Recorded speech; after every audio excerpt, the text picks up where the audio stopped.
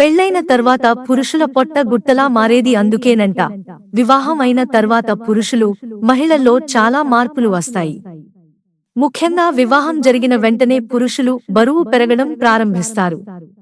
ఈ విషయాన్ని అందరూ గమనించే ఉంటారు. ఎందుకంటే దాదాపుగా అందరి భర్తల పరిస్థితి ఇదే ఉంటుంది.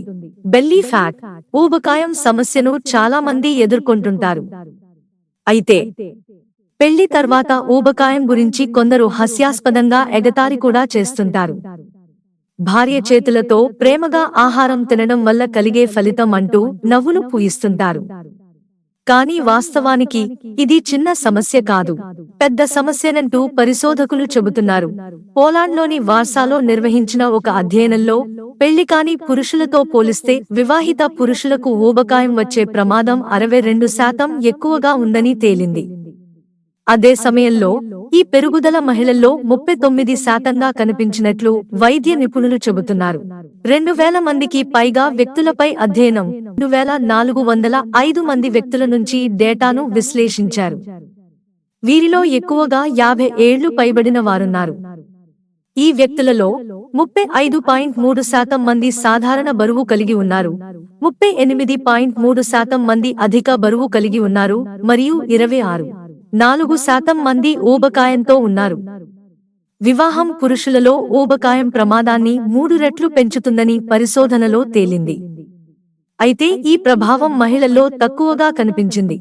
ఊబకాయం, వయస్సు మధ్య సంబంధం, వయస్సుతో పాటు బరువు పెరిగే అవకాశం పెరుగుతుందని కూడా అధ్యయనం వెల్లడించింది. పెరుగుతున్న వయస్సుతో బరువు పెరిగే అవకాశం ప్రతి సంవత్సరం పురుషులలో 3%, స్త్రీలలో 4% పెరుగుతుంది. అదే సమయంలో ఊబకాయం ప్రమాదం పురుషులలో 4%, స్త్రీలలో 6% పెరుగుతుంది. వివాహం, ఊబకాయం మధ్య సంబంధం. వివాహం తర్వాత పురుషులలో బరువు పెరగడానికి ప్రధాన కారణాలు ఆహారం తీసుకోవడం పెరగడం, సామాజిక ఆహారపు అలవాట్లు, శారీరక శ్రమలు తగ్గడం అని చాలా మంది నిపుణులు చెబుతున్నారు. ఊబకాయం అనేది కేవలం వ్యక్తిగత ఎంపికల ఫలితం కాదని, ఇది సామాజిక, మానసిక, పర్యావరణ అంశాల కలయిక అని, దీనికి ఈ అధ్యయనం మరొక ఉదాహరణ అని పేర్కొన్నారు. నిపుణుల అభిప్రాయం ప్రకారం వివాహం తర్వాత పురుషుల జీవనశైలి మారుతుందని, ఇది వారి బరువును ప్రభావితం చేస్తుందని నిపుణులు చెబుతున్నారు. అయితే ముఖ్యంగా వారి ఆహారపు అలవాట్లు, పని జీవనశైలిని పరిగణనలోకి తీసుకుంటే పురుషుల ఆరోగ్యానికి మరింత లక్ష్య వ్యూహం అవసరం. దీని ద్వారా ఈ సమస్యను అధిగమించగలరు.